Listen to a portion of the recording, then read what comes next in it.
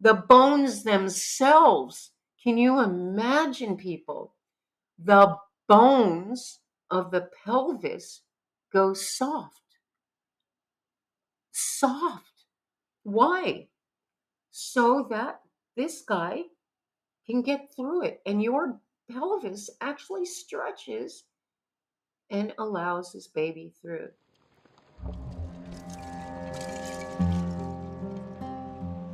This is the Birth Agni podcast, the fire that brings us alive, that burns myths and opens a channel of authentic, natural birth stories. This show debunks the many myths of the medicalized births, showcases the plethora of choices a pregnant couple can make to embark on their empowered birth journey. I'm Divya Kapoor, a certified birth and lactation counselor and an aspiring traditional birth attendant. Let's get the flames blazing high. Obstetrical emergencies. They are the problems that are diagnosed by the medical system throughout the pregnancy. And today we discuss one of the things that are commonly thrown around at around 36, 38 weeks. And you must have heard someone definitely tell you that they had to undergo an induction or potentially a cesarean because the baby was diagnosed big or large to fit through the pelvis or small. And today we sit down with Gail Good, a senior Hawaiian midwife who has been serving women around the world and majorly in Australia for over 53 years. She's assisted over 1,400 births with as little as a 4% surgery rate or a transfer rate, which is incredible considering the way healthcare and maternity is going for women, where women after women have to undergo a surgery, and it's easier for them to accept what they went through was definitely the only option and the best option they were given. She is now training a bunch of traditional midwives in Kolkata. She's an ISKCON devotee, and I am one of her students. Yeah, we're on. So Okay. yeah. Yeah, let's record the laughing. And the thing is, the emergencies that are there that make you all go crazy, they make us laugh. Kind of like child raising, right? There's just so much that you can appreciate that at the time when you're in the moment. Oh my God, those kids! And then when you step back in that moment, thank God is over. It becomes a source of humor, a source of delight. It puts a smile on your face, and that's really important stuff. Yes, and we have started taking birth in a very serious mode. Like all of us are so serious, and you've been discussing this. What has happened to women that we are so stressed out that we are so trying to avoid some sort of a risk that may not be there in the first place. And in obstetrics, there are majorly risks that are being put out is a big baby, a small baby, and one of the things that every other mother goes through is an assumption that meconium was there in labor that caused Mhm. something, or meconium maybe, after the various procedures that are done, meconium is seen, and then suddenly the mother is reeled into an emergency, and the other options are never really presented. So, so we're going to discuss that. So, Gail, first tell us what was the birth weight of the babies that the largest baby that you've assisted the birth of? 13 pounds two and 15 one. 15 Whoa. pounds one. So you'll have to break that down, but it's between 5 and 6 kilos or over. Is that right? Would it be over 6 kilos? Yeah, it would be over 6 kilos. And love those. No problems. I like big babies, to be honest. I Yeah. personally don't see either one of these analyzing a small baby, analyzing a large baby. Um, I object to the word analyzing. I mean, I do a lot of this. This is very much part of being a midwife is analyzing and thinking. But there's a level that people dive to, meaning so many ultrasounds, so many of these arbitrary means I just kind of pulled it out of the sky and making it up. There's no real basis for it. I'll say that again. There's no real basis for it. We do not have enough studies to back it up. I don't use this terminology, small SGA. What is that? Small gestational age. Yeah. Large for gestational age. I don't use these words. It's not part of what I practice. Now I can, with my little hands, determine a baby who appears with my hands to be growth retarded. And even that word Mm. sounds, in my school, you get Yeah. in trouble. Retard, retard. You're not really supposed to call people retarded, even if they haven't been Yeah. born yet. Precisely.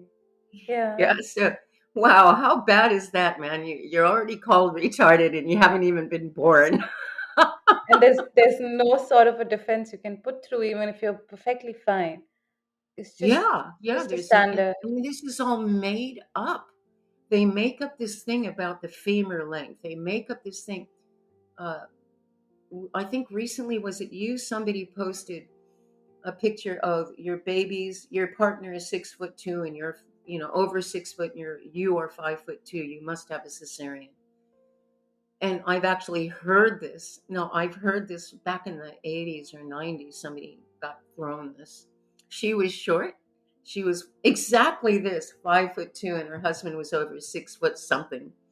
And the obstetrician, even though, yeah, the obstetrician put fear, this baby can't come out, and based on ultrasound, which I personally do not like. So somebody's determined that a baby's too big to fit through the pelvis or too small to survive, and they've decided to interfere.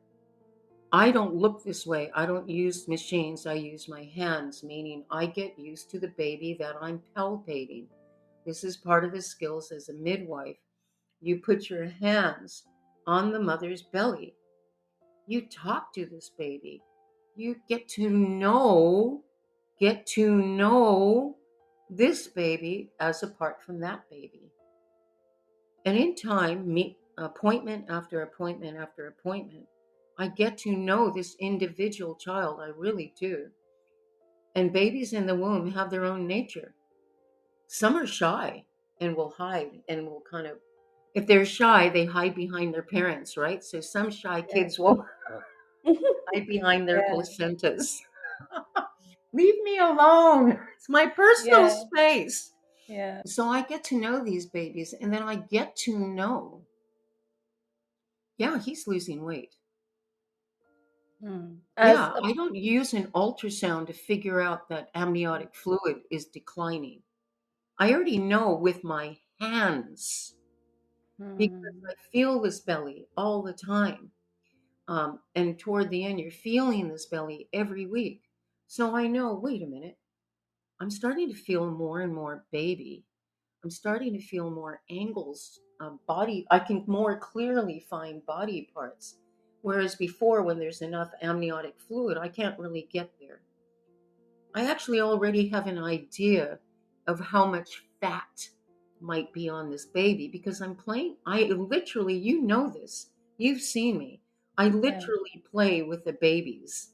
Yeah. Yeah, when I'm palpating, I'm talking to them, I'm playing with them. I'm getting them to respond to me. So I get it. If they're actually compromised, we actually don't give a shit how big they are. We don't care if they're little. We don't care if they're big. We care that they're healthy. We care that Yes. they are okay. Yeah. So I don't care about this. Short people have a right to live as much as those really, really tall people. They have a right to breathe. And what were those women doing in the previous, generations? Were they not able to birth their babies? And Asian babies are, like Asian mothers, Asian women are like 5'2", 5'3". That's the standard height. So Yeah. And remember, too, that all these statistics are generally drawn from Western countries who are of European descent. They come from completely different climates, completely different cultures. Their bodies are built completely different from the way your bodies are built because of the land on which you were born and raised and fed and nurtured. So, for me as a midwife, it's important never to disconnect yourself from that cycle.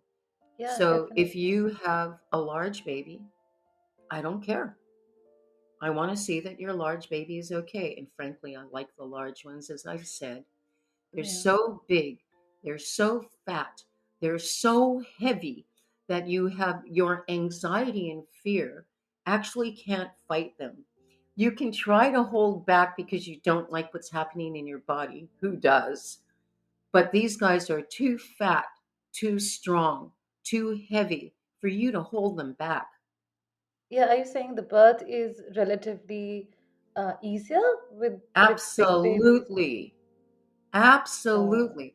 So with labor, the issue is you can move forward. How do you move forward? By relaxing. And I always say this, it's true, isn't it? It's like getting somebody's got your arm behind the back and they're twisting it a little bit and then they're going to yank it up the back a bit more. And you can do nothing but breathe into it. And who wants to breathe into this crap? Not me. Now, if you've got a lightweight baby, yeah, it's easier to fight that thing. You have a big, healthy baby that doesn't want a bar of what's going on to him in the womb and he wants to get out. And he does. He does want out. Yeah. Uterus wants him out. I've said before the eviction notice has been served. Get out. Your search for the most natural baby products company comes to an end. NasoBuddy offers evidence based solutions for common early parenting issues such as colic, cold, and cough. All their products are made incorporating old Indian traditional methods without any side effects. My favorite being the nipple healers, which is best suited for you to continue exclusive breastfeeding and heal those sore nipples naturally. Visit www.nasobuddy.com and explore their products. Use code NasoBuddyAgni50 to get a discount all across their website. I like the fatties and they're great dilators. You know that? Those big hard heads are lovely against the cervix. And the women just all your fears and anxiety and expressions and concerns won't stop this fatty. This fat baby's coming. Skinny babies, on the other hand. So you're saying when a woman decides to fight the uncomfortable sensation of labor, she can really sort of hold on to her labor, not let it progress, because in her mind she's contracting her muscles down there. In her mind, she's working through her body and really slowing down the process because it's in her mind. She's scared to let it. Exactly. And where does that fear come from? To be honest, it comes, well, number one thing is false information. You've got these ultrasounds and these, I'm going to say it here on Divya the Birth Workers podcast. Doctors in India are not trained properly. They actually do not know what physiological labor is. They're actually not even trained on the physicality, the normal process of labor and birth and delivery and the postpartum. They have no knowledge of this anymore. Now they are only taught how to use this machine, when to Hmm. introduce the machine, how often do you use it, and when this machine stops working, what's the next intervention we're going to add, and then the next one, and the next one, and then we're just going to Caesar everybody anyway. I'm handicapped without my machines. Like, I do not know how else to take care of a woman, how else to work through like a midwife, like with the hands you were saying. Exactly. So dependent on machines that are faulty. I mean, in our philosophy, we understand that humans, any conditioned soul in the material world is faulty, or logic is faulty because we're not all seeing. We're not perfect beings. So we will make mistakes.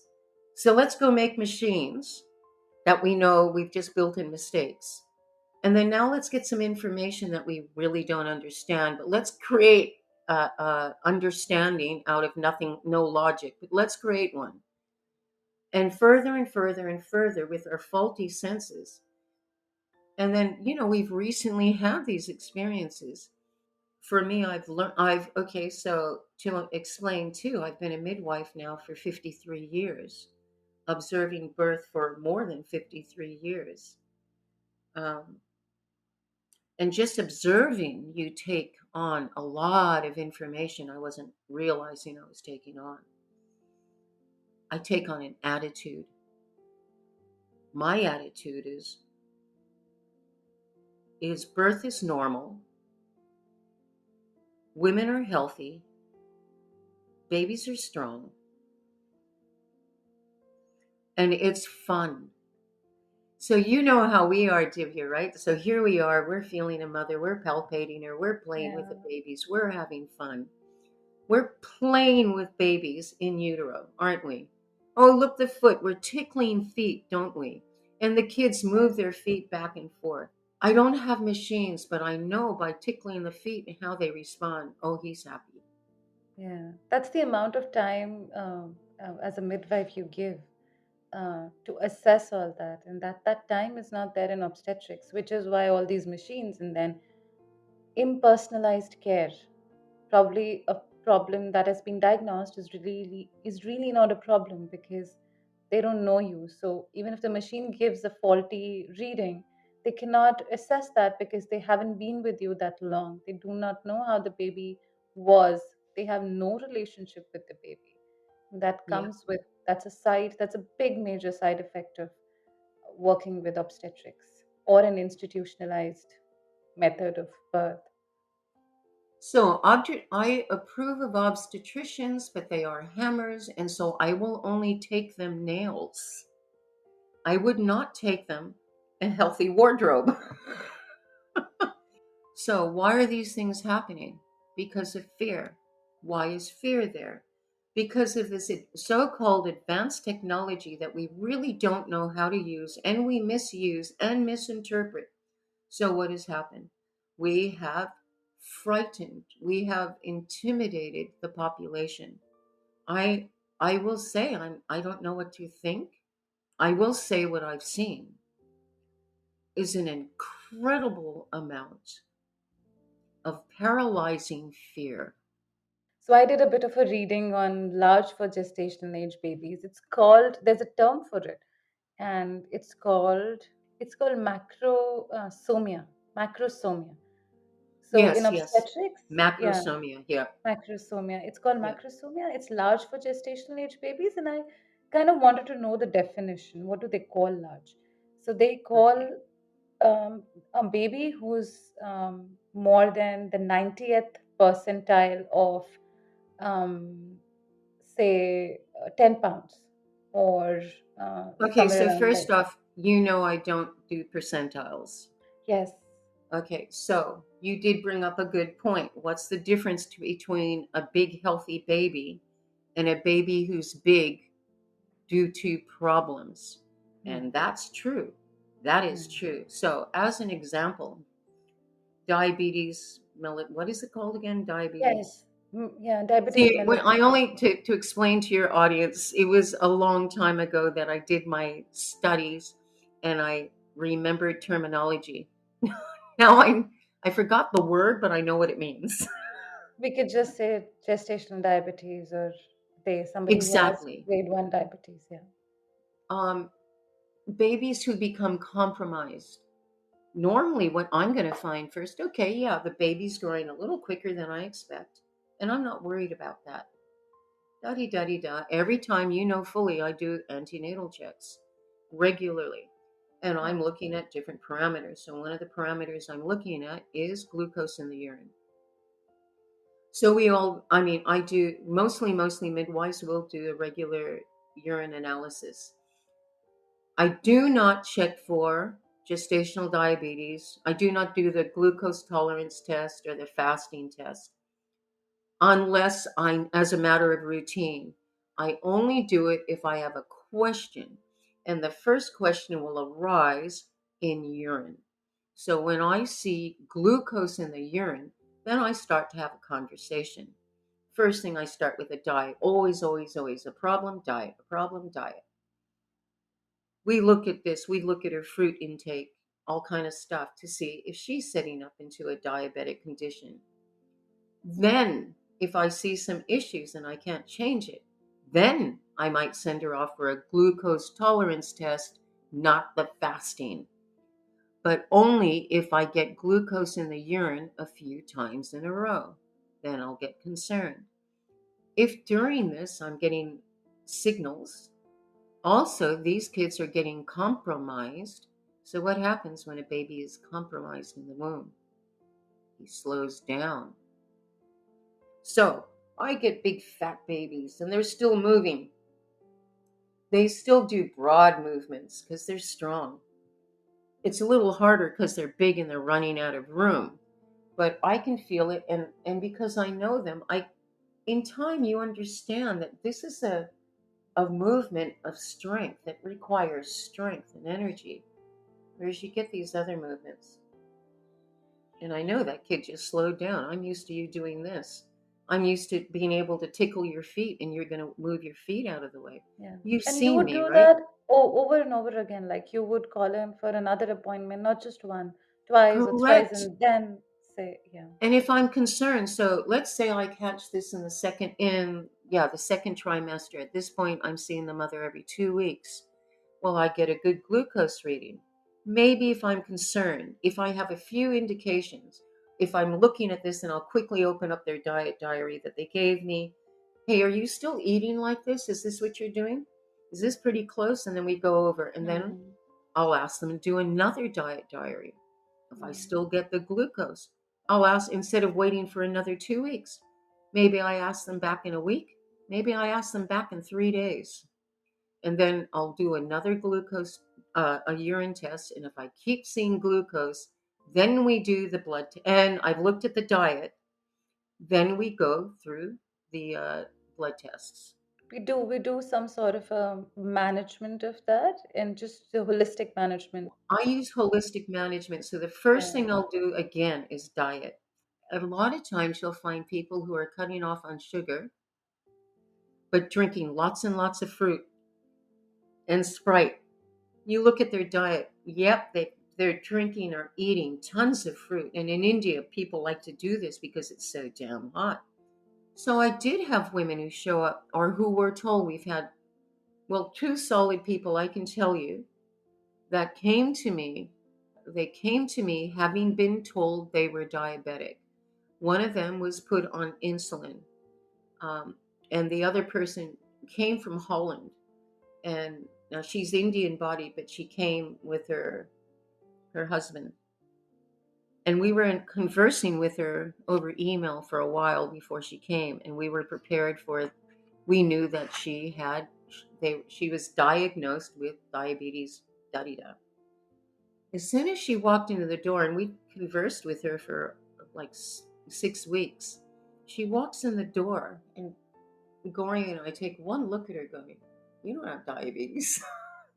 You could take one look at this woman, tall Indian woman, beautiful face, beautiful skin, lean, very trim, other than this bump, carried herself well, no swelling.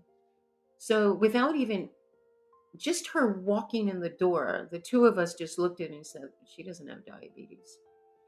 And Yeah. we did what we do, and yeah, you don't have diabetes, and we just kind of dropped it. There was no more discussion of diabetes in her case. She never had it. She did eat a lot of fruit, so we Mm. adjusted for that. The diet, yeah. Fennel tea, things like fennel tea and like that to help your adrenal glands. Nothing much. Now, this other lady who came to me, she was told she had diabetes as well, and she was given insulin. As I recall, she had taken 2 injections and she was supposed to take two more. It was 6 mil. So when they came to see me again, we were surprised. This doesn't look like diabetes. I tested her urine. No glucose. Mind you, she was taking insulin, but still, Yeah. she looked fine. So I tried. Okay, look, we're just going to test this. Only it's one shot a day. So they were going to go home and do another shot. It was time. So I said, just give her 3 milligrams. By the way, she's been taking the insulin. As soon as she started taking insulin, she developed signs and symptoms of diabetes. She had Yeah. no indication of diabetes, swelling, headaches, blurry vision, starting to get this puffy face. None of that was there.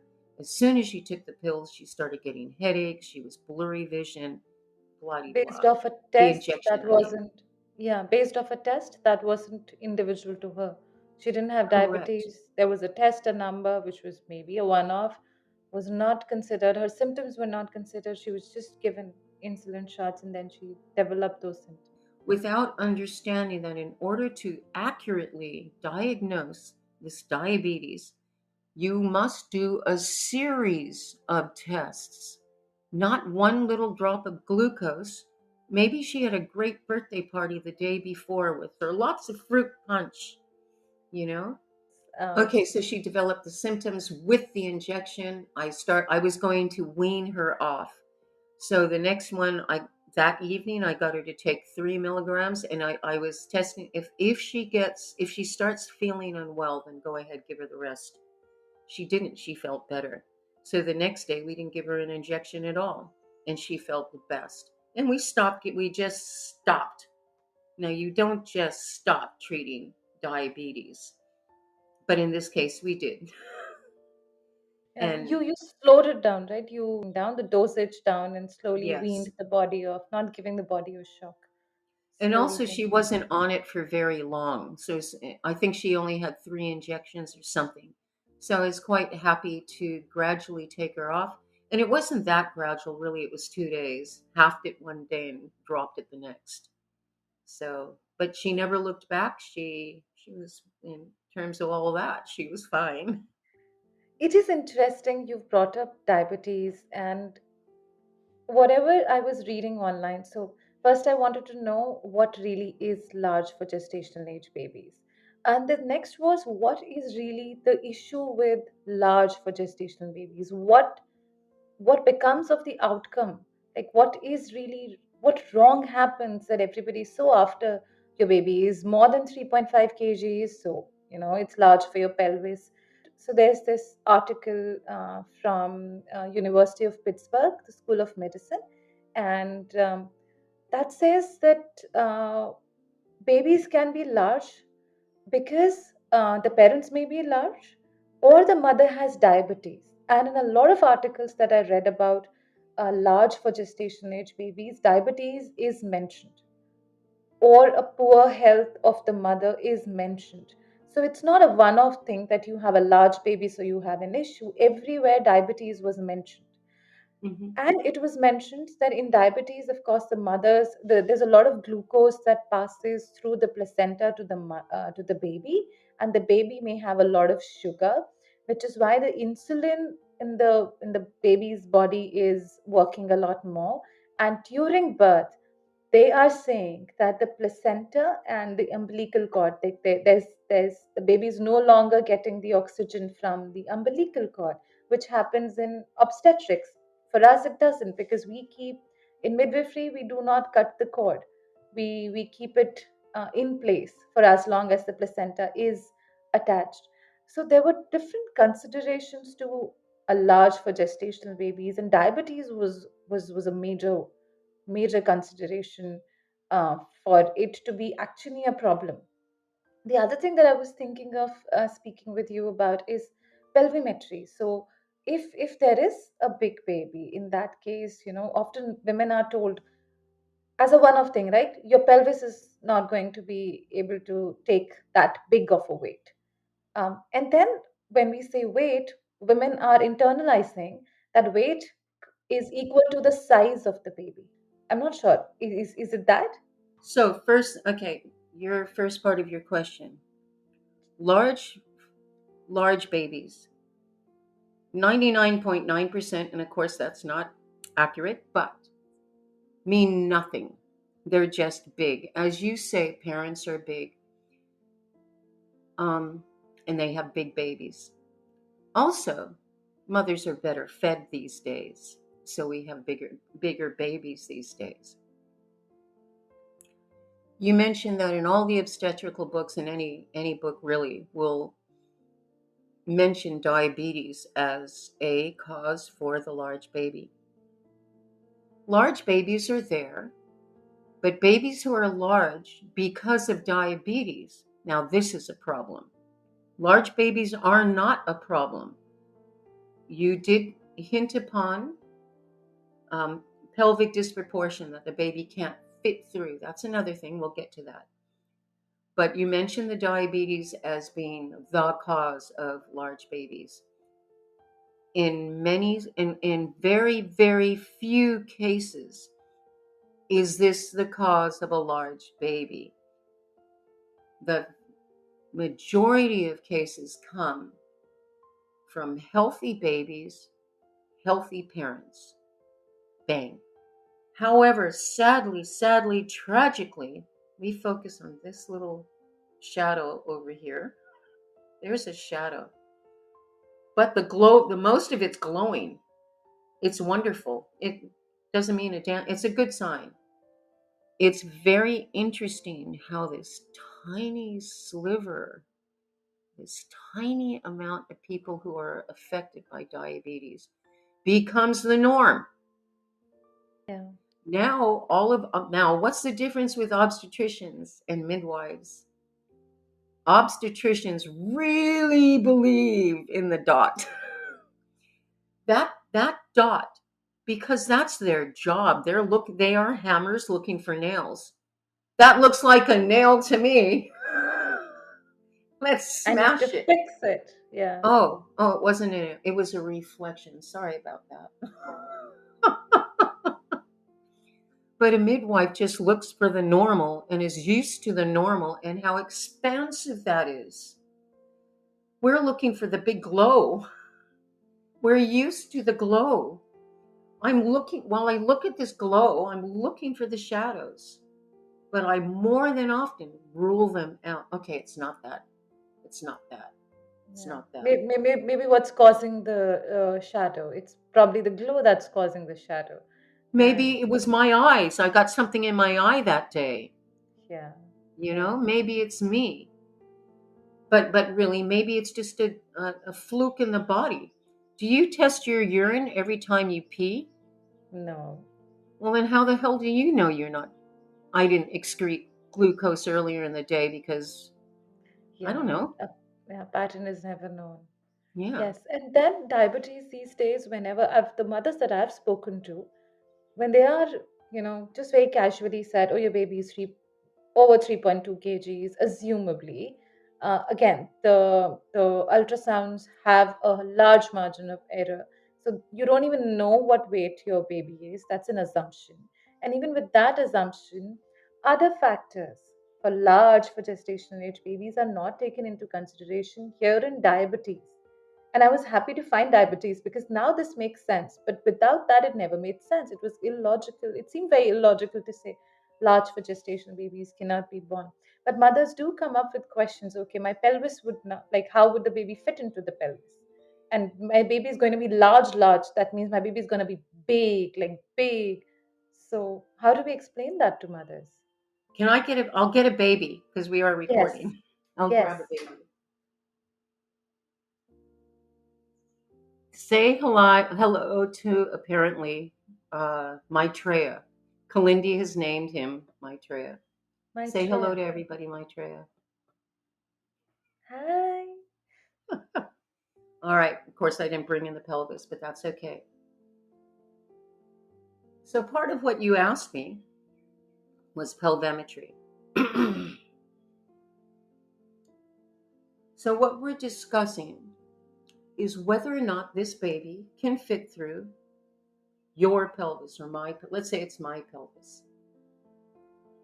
Now, you need to understand anatomy and physiology of both this baby in particular. I've marked it off in particular, the The head, head. the Yeah. scalp, very significant.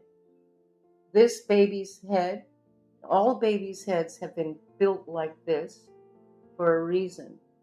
These are sutures, these are lines, these plates, skull plates are all individual. So, this meaning the baby's head can actually mold, shift its shape. Sometimes you have kids that have cones coming out the side. You have a lot of those kids with swellings here, going one way, going the other way, going the back way. That is how babies make it through this bony tunnel. And by the way, that real tunnel of bone is really small.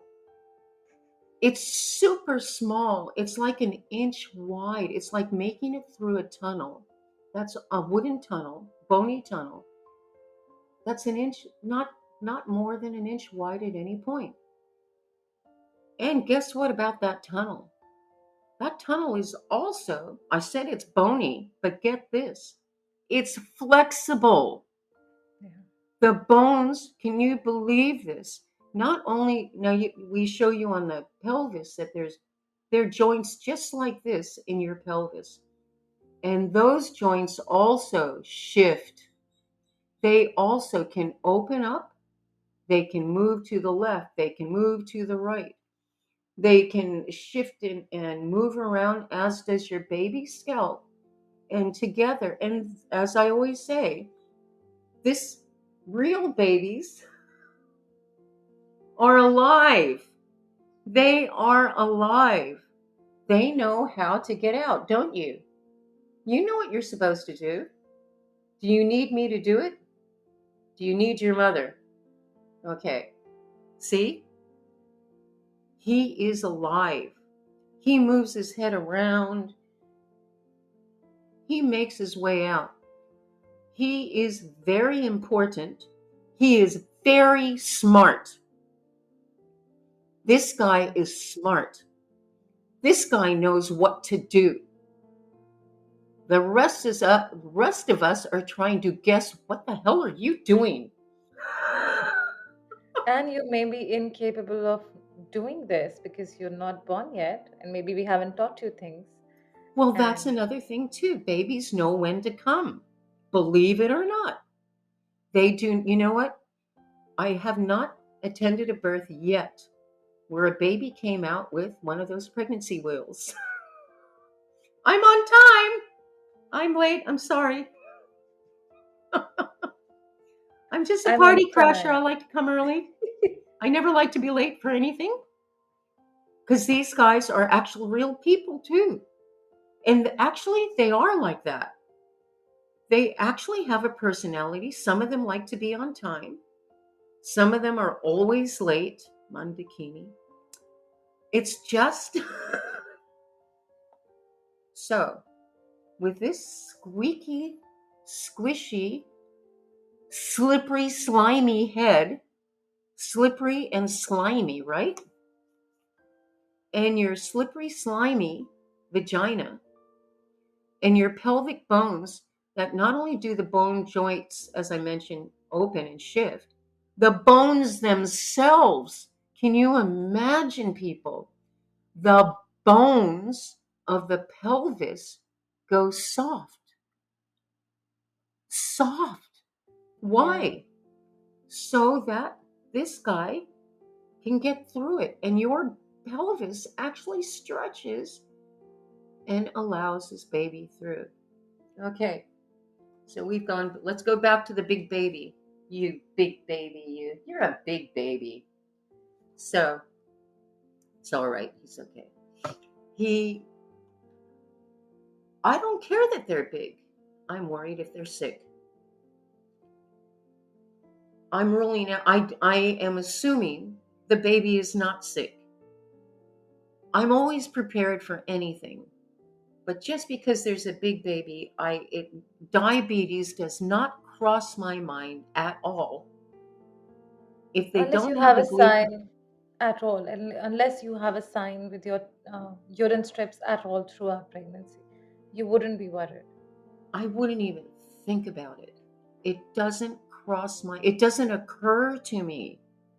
Yeah. It doesn't occur to me. I don't ever look at it, find a big baby and go, why the hell are you big? We will continue this conversation in part 2, where we focus on small for gestational age babies and IUGR alongside big babies. You will get the conclusion in the next episode.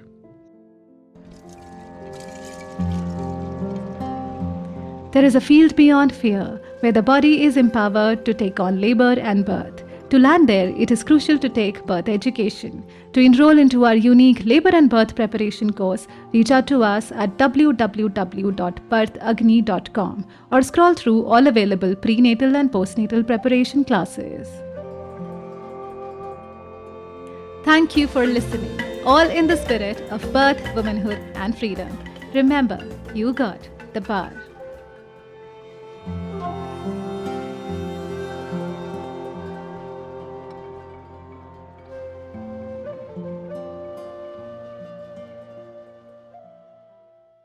This podcast is about physiological birth and does not offer or claim to provide medical knowledge or diagnosis.